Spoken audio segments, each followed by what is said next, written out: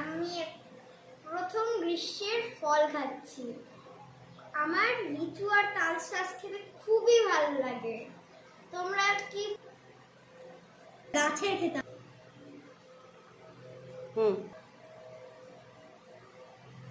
তালশাঁসটা কি রসালো, কি সুন্দর না বলো? আমি এখন তালশাঁস খাবো।